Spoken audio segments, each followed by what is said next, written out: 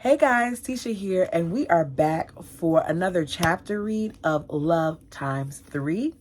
This is a chapter 6, Time to Speak Out.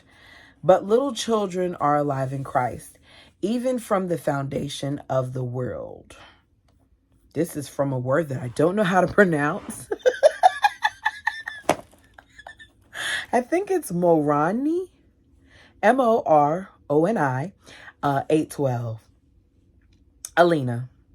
With Val joining our family at the same time, I gave birth to my 5th child. It felt like a fresh start for our family. We were on the right path, we felt, and God was truly blessing us. But after the birth, we were faced with a challenge we could never have anticipated. This must be the fact that they went through all of the things that they went through with this child, because I believe this is the child that we were told about earlier that ended up passing. But we'll continue to read. It had been a special pregnancy for me. Before I even conceived this baby, I knew she was coming. I had a dream about this child, my 2nd daughter, and I already had a name picked out for her. I would call her Kyra. The pregnancy started out much like the other 4 had. I think it's Kyra, because I know somebody who spells their name like this and says Kyra. Kyra.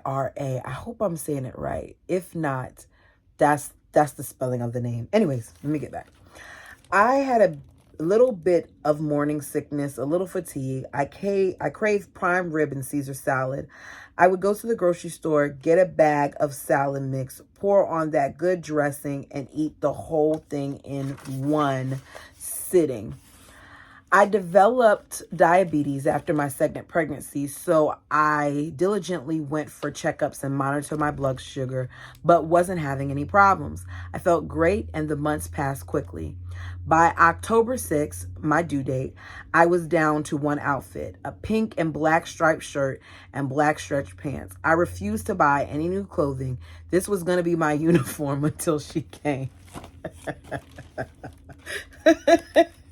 Each morning, as the days ticked by and she stayed tucked inside me, I stared at the tired shirt and well-worn pants and grudgingly put them on one more time. At last, on October 12th, the labor pains began. They progressed so fast that I was ready to deliver by the time the midwife and her assistant arrived at our home. "Stop pushing, Alina," the midwife told me after checking things out. She didn't want me to tear. "Stop pushing," she repeated. Let me tell you something. I'm having flashbacks, y'all.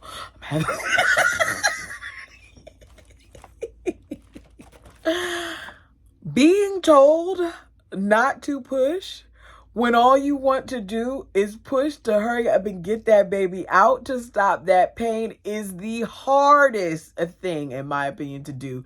For those of you who've given birth, let me know. But that's what she was told. "I can't," I said, pushing some more. She smacked my nose. "Oh, goodness. Don't hit me now. Stop it." The baby slipped into the world moments later. She was pudgy, pink, and perfect. She weighed nearly 10 pounds and had beautiful brown eyes and some dark hair. Oh. The midwife ran through the basic checks and found nothing amiss.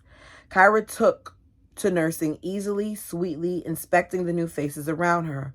I was blissful. 2 days later, I felt good enough to participate in the marriage ceremony, and as we accepted Val into the family, my life was so full of joy, so complete, matching the hope I'd always held before me. Kyra was a content little baby at first, but within a few months, she grew fussy with what seemed like colic. I heard that is a miserable time. I've never experienced it, but I have heard that it's rough because the baby just can't seem to get comfortable. That winter, there was an outbreak of respiratory virus in Utah, and sick babies were overwhelmed to local hospitals. 2 of my sisters had babies with RSV. One had taken her infant to the emergency room, but she'd been told that her baby wasn't sick enough to stay and was sent back home with instructions to watch him.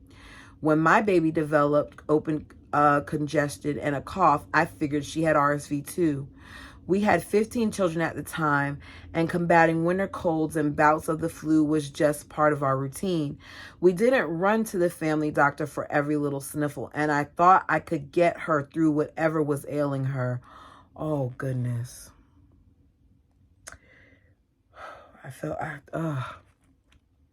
But as my sister's baby slowly got over their sickness, hers lingered. One day, it would seem she was turning the corner, and the next she was getting worse again. Kyra just couldn't pull out of it, and I began to worry she had pneumonia. On March 16th, I called our family doctor. No one answered at his office, so I left a message that she was sick and needed to be seen. I still hadn't heard back by the end of the day and planned to try again in the morning. That evening, Joe, Vicky, Val, and I went out to dinner. I took her along. Okay, I'm not going to come down on her for taking her baby out, but when your kids are sick like this, especially as an infant, you have to be careful. It wouldn't have changed the situation because I think what she had was something more going on with her heart or something. We'll find out.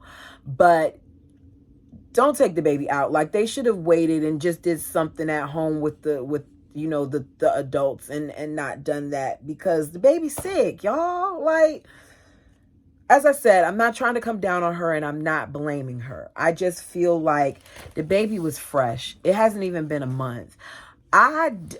People thought that my baby had something going on because I literally did not take my son out for 3 months. My family was very on it to me about making sure that I waited till he got his first set of shots and not having people all in his face and all these other things. And I stood firm in it. Even to people coming to the house, I told his father, we're not gonna have everybody up in here putting germs on my baby. That's just me though. We went out for dinner. I took her along and she slept through most of the outing. Back home, as I got her ready for bed, I made a mental note that she hadn't had a bowel movement that day and added it to the list of things I planned to tell the doctor. It was Joe's night with me, and he climbed into bed shortly before midnight, but she was fussy, so I put Gone with the Wind in the VCR and settled into a rocking chair to nurse her. She eventually dozed off, and I followed not long after. Some hours later, I woke up and drowsily looked down at Kyra, who was still nestled in my arms. It took only seconds for me to realize she wasn't breathing. Y'all, I'm trying to hold it back, but I feel them coming. If you haven't figured out yet, I'm a big sap, and it's just something about, I'm gonna try. I leapt out of the chair and cried out, "Joe, come quick, she's not breathing." I put my ear to her mouth. "Is she breathing?" I asked, unwilling to give up hope. Those first minutes were a blur. Joe put his shoes on, grabbed his cell phone, and took her in his arms to begin mouth-to-mouth resuscitation as we ran to the car. He handed her back to me as he got behind the wheel, and I took over breathing into her tiny lips. Joe punched 911 into his cell phone and pushed send as he slammed the car into drive, hitting one of our 4 other vehicles as we lurched forward. The call didn't go through. Joe tried to dial it again and then again and again as he raced through the empty street towards the nearest hospital. Cell phone service was spotty in our neighborhood back then, and between that and his state of shock, Joe couldn't get his phone to work. I looked over once at the dashboard, and the needle on the speedometer was edging to the right faster than I'd ever seen it move.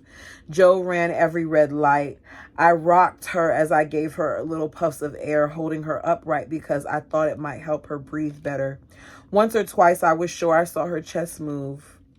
And then I wondered if I'd imagined it. I went between hope and despair. "I can't get her to breathe," I told Joe, my voice tinged with desperation. "Keep doing it," he urged. "Keep doing it." Joe pulled into the emergency center at the hospital and we hurried out of the car. He grabbed her from my arms and ran through the lobby straight to the doctor. Joe frantically thrust her at him and said, "Save my baby." Woo!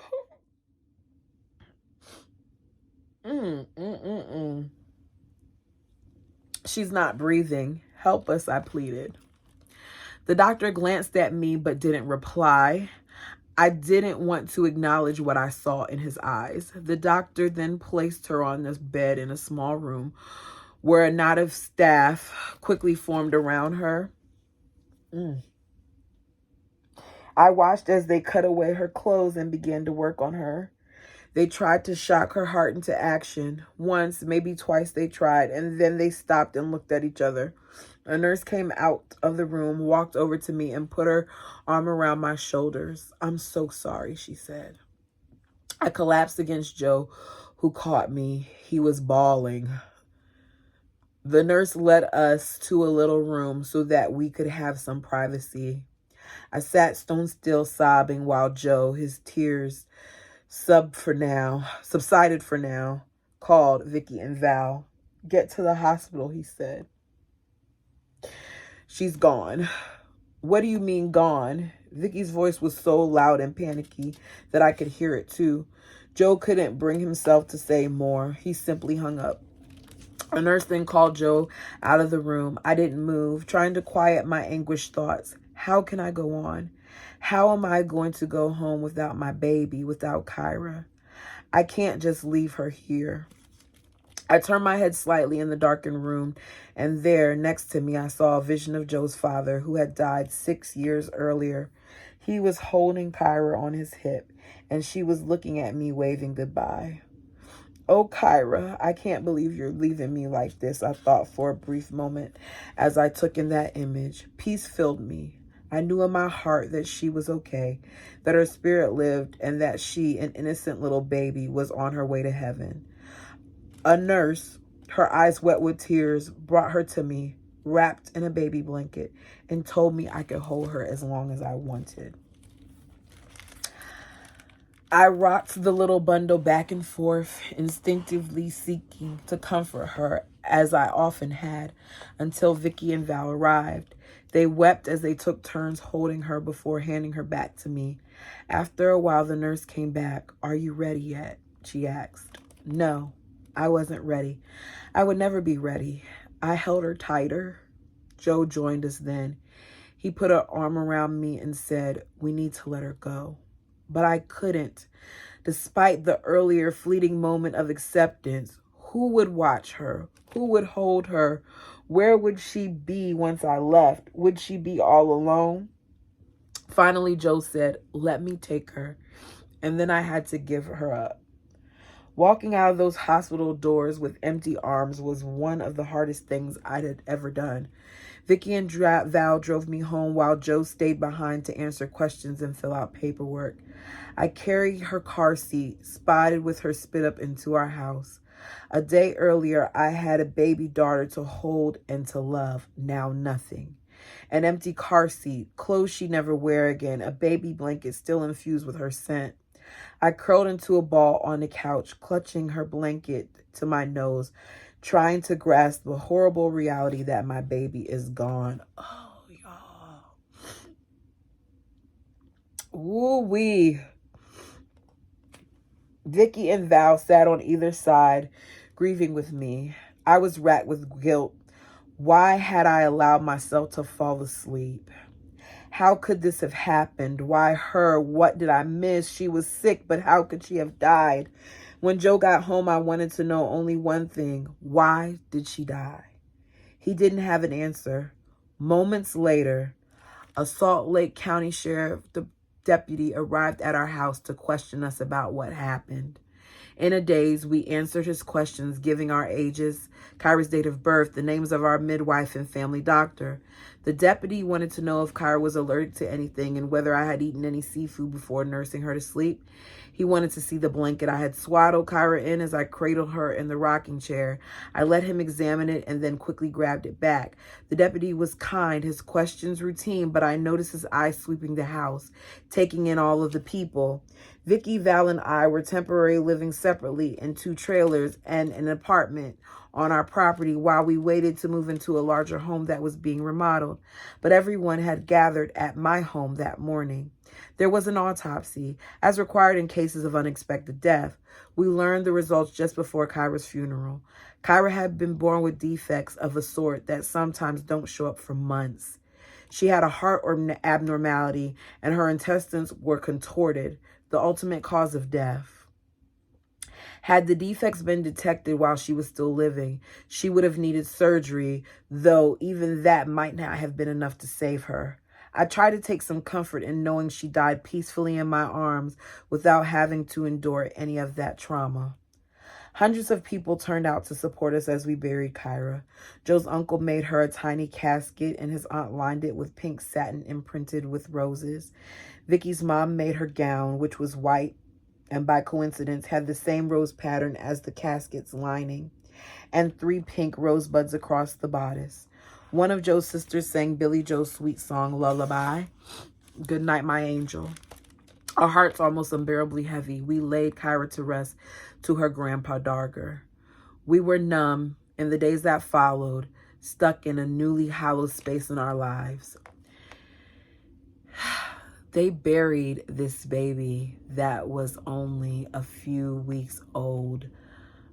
I think it was weeks at this point, beside his father, beside her grandfather. That's a different level of pain. That is a different level of pain. Okay, she was a few months old because she was born in October. So she was a few months old. Either way, she was a baby. And she is buried. And I really, really hope that she did not suffer. But her saying her heart and her intestines, that baby was in pain.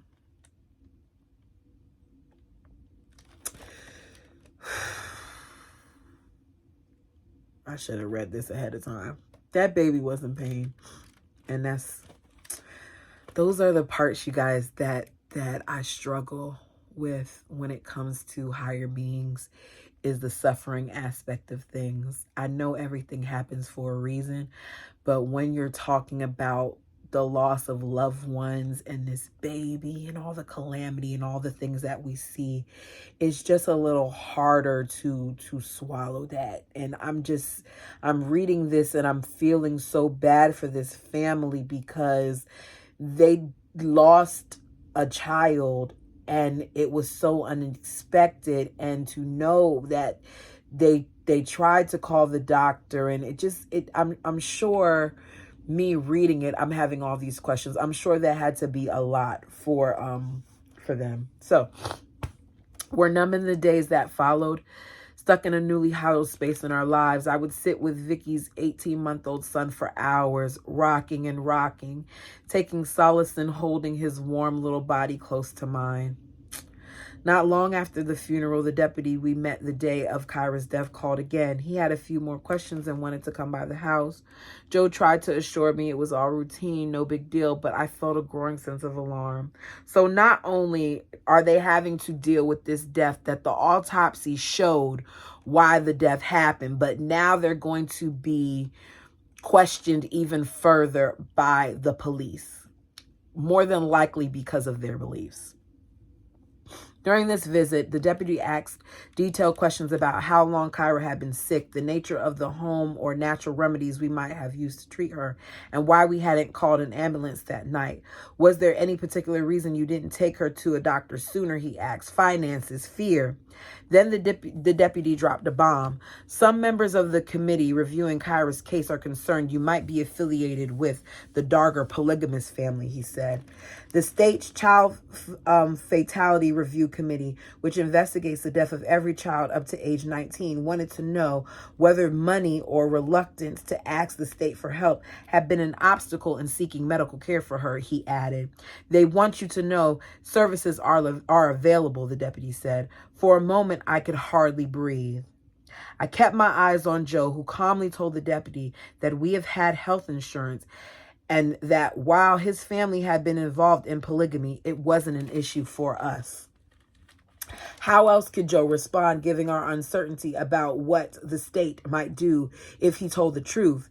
In my grief, I wasn't sure I understood what the deputy was trying to tell us. At the time, I had no idea who was on the committee or what role it played in the investigations into deaths like our daughters. What I knew was the thing I had feared most of my life. The state's power to use my lifestyle to break up my family was now before me. Okay, so in one of my my more recent videos, I had made a statement about how one of the things that bothered me about the Browns is that they made it seem like they were always under attack, and how they handled this situation wrong. In my opinion, it wasn't as bad as they made it seem. Okay. And in the comment section, someone tried to say something along the lines of that they thought they would think that given my my ancestors' history, that I would understand, what went on with that and why these people may be in fear and things of that nature. I'm not going to get into it. If you want to see my response, go look back at that video. Anyways, this is what I'm talking about when I say the Browns didn't have a reason to act and to say and to do the things that they did. This right here is an example of a family that was truly under investigation.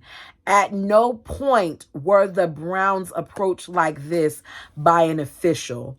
They read stuff in the media paper. They heard stuff being said on the news, but they were not approached by CPS or deputies of that sort. They hired an attorney, and for all we know, that was the extent of it, because they never told us about any of these other things happening. Here we have this family whose child passed. They already see that the child passed due to circumstances that were beyond their control. Okay?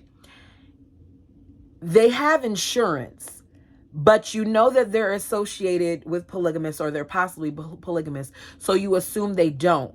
When all they had to do was search in the system, they had all their information. They had social security numbers and things of that matter. They could have easily searched to see if they had medical insurance. They didn't have to sit there and question them on that, but they had preconceived notions. This is an example of a family that was in danger. Okay? Let me continue. Ooh, I don't even remember what page I was.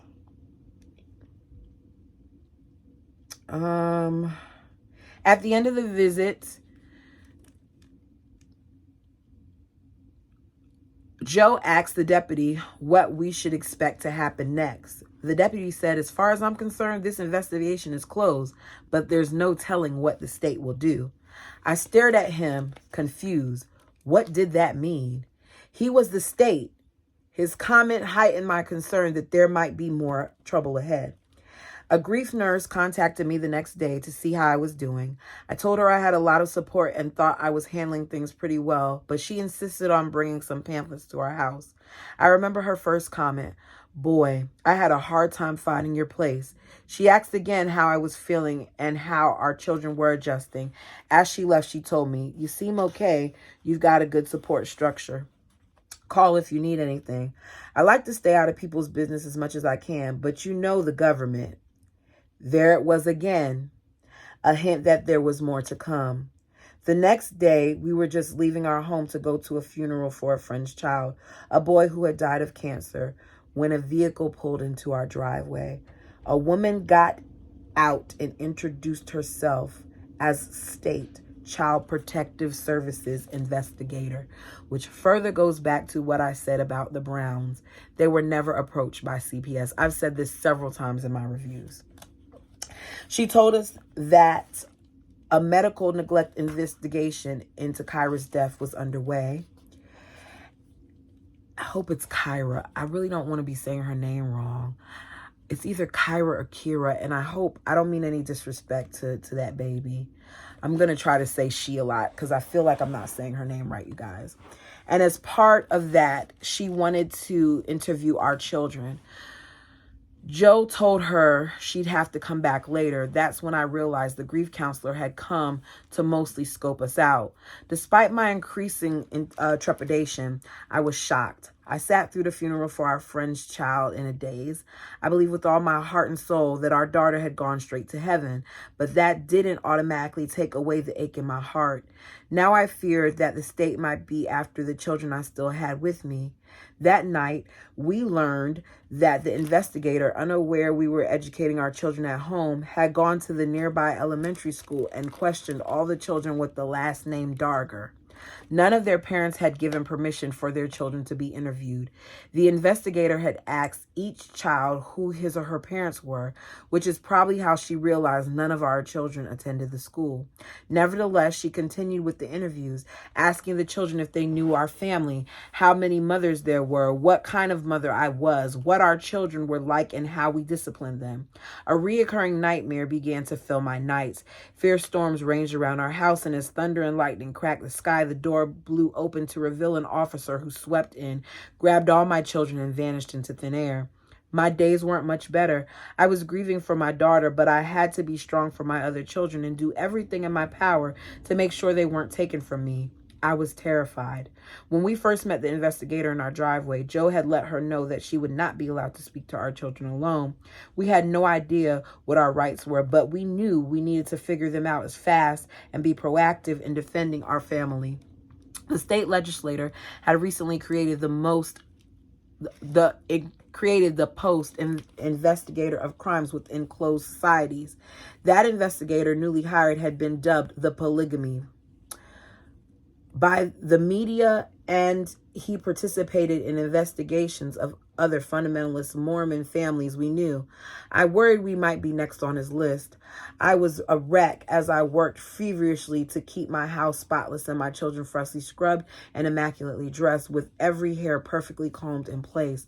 I worried the state might show up at my door unannounced, wanting to look things over. I felt so desperate, I even thought about hiding my children. Instead, I stayed put and began searching for an attorney to represent us in what was increasingly looking like a battle of our lives. The original CPS services investigator called to arrange a meeting at our house with our children, and Joe again said she would not be allowed to speak to them alone. We were afraid she would try to influence and twist whatever the children said to build a case against us.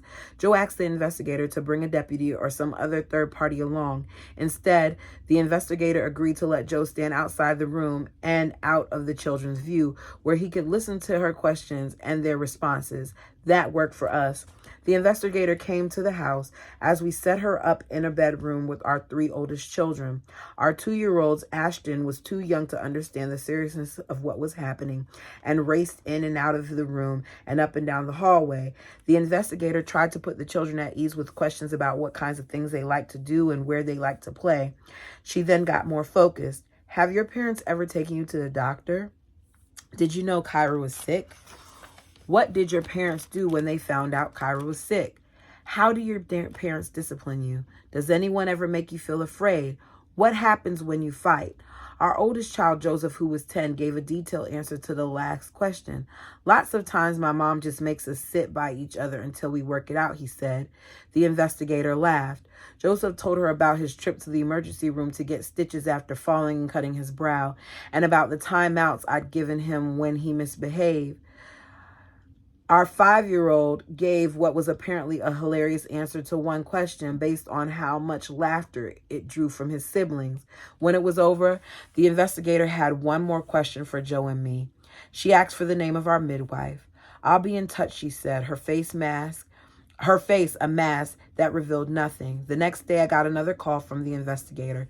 She asked a few questions about our family doctor and then dropped the zinger. Is he a polygamist also? I knew he was a fundamentalist Mormon, but I had no idea if he had more than one wife.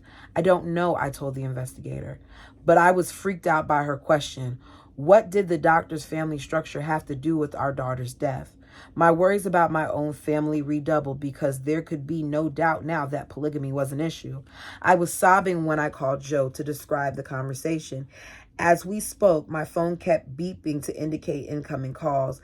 I could see that it was the investigator again, but I ignored her calls. Every aspect of our lives was being scrutinized, from our decision to educate our children at home to our lifestyle and the religious beliefs, which the investigator insinuated included an aversion to medical care. This family went through a lot. A lot. Keep in mind, all of this is happening while they're grieving the death of their child. Later that day, the investigator called Joe at his office. He managed to keep calm as she asked more questions. Some phrased multiple ways to see if he'd slip up. Then it was his turn to ask questions. We're a grieving family. You have nothing on us. I want to know how long this inquiry is going to take. The investigator told Joe she had a few things to wrap up, including an interview with our midwife. She also said she needed to speak to me one more time before she was finished. Joe lost it then. No more. It's too hard on my wife, he shouted. But I did speak to the investigator one last time. It was a spiritual experience for me. I had been praying fervently, asking God to help me find the words to express what kind of parents we were and how much we loved our children, how much I had longed for and loved Kira. An incredible confidence finally came over me, and I was ready when the investigator called again. I took the phone into the bathroom and locked the door so I wouldn't be interrupted. The investigator began probing me about my midwife and family doctor, asking about the care they had given my daughter. Are you mad at them? She asked. I don't know what you're trying to do, I answered. If you're going to place blame on anyone, it's going to be me. You are not going to drag my doctors, who did everything they were supposed to do, into this. The investigator told me that she would be turning her report over to a screening panel that would make the ultimate decision about the case. She said it was too close a call for her to make the decision on her own. Why? I asked her. They've never met me, never seen my family. How can they be impartial? The panel will rely heavily on my opinion, she said. That wasn't exactly comforting since I didn't have any clue on what she thought about us. They don't know what a caring mother I am, I said. They haven't been in my home. You have. You know. Then she asked a surprising question. Are you planning on getting pregnant again soon? For her to keep her cool during this, I don't know how she did it. Less than 3 months had passed since my daughter's death. Pregnancy was the last thing on my mind, and I told her so. Well, if you do, I would suggest you deliver at a hospital, she said, adding that she'd been in touch after the panel. She would be in touch after the panel made its decision. In June, Joe and I went to Boston for a long weekend. Some friends had collected donations to send us on a much-needed vacation. We were sitting in a restaurant when my cell phone rang. It was the investigator. The screening panel had concluded there was no neglect on our part, and the state was closing the case. Then she added a but. But the case will remain on file, and if anything else comes up, it may be reopened. I strongly advise you to have your future babies born in a hospital, she told me. Joe was angry, but I just melted. It was over at last. My daughter was in heaven, and my other children were safe, but my sense of relief proved to be elusive. Shortly after we received that news, the deputy who first questioned us after my daughter's death, he retired after 24 years of service. While the case was ongoing and he was now selling life insurance, his reason for calling. But he also wanted to know how the investigation had ended. He had been kind to us, so we agreed to meet with him, and we ended up learning more than we'd expected. The deputy told us about the discussion of our last name and how it had triggered among the fertility review committee members. He said he objected to any further inquiry into our daughter's death, asking, how can you base something like this on a person's last name? He reminded the committee of his reputation as an officer whose integrity was highly trustworthy. He then let the committee members in on a secret. Well, let me tell you something. My father was a polygamist. The deputy had told the committee he would review the case again, and if he found anything amiss, would make sure justice was served. But there was no bias for a medical neglect investigation. He said he told the committee, a conclusion he repeated after meeting with us again. But that hadn't stopped the child welfare investigation, which moved on its own separate track. The former deputy's account confirmed what I had suspected all along. A full-scale investigation into our daughter's death had been launched because we were polygamous. As I listened to the man's story, I realized I would never again be the person I was before my daughter's death. There was no going back to that naive state of being. The concern I had always felt about how my lifestyle might be used against me had proved to be well-grounded. In the months after my baby died, I asked myself the same set of questions over and over. What can I do to prevent another mother from experiencing what I did? Is there any way to take my sorrow, my terror, and my turn into a tribute to my daughter? With these thoughts in mind, I began to speak out in hopes of educating people about my lifestyle. And that is the end of chapter 6. That was a hard read, y'all. I didn't have as much commentary this time because I can't joke about something like that. I don't care what their religious lifestyle was. That wasn't right. They shouldn't did that family like that. That family couldn't even properly grieve what they were feeling. You all, tell me how you guys feel about this chapter. Please like the video. Thumbs it up. Comment down below. If you haven't subscribed, what are you waiting on? We are at 1,000. Woo, woo!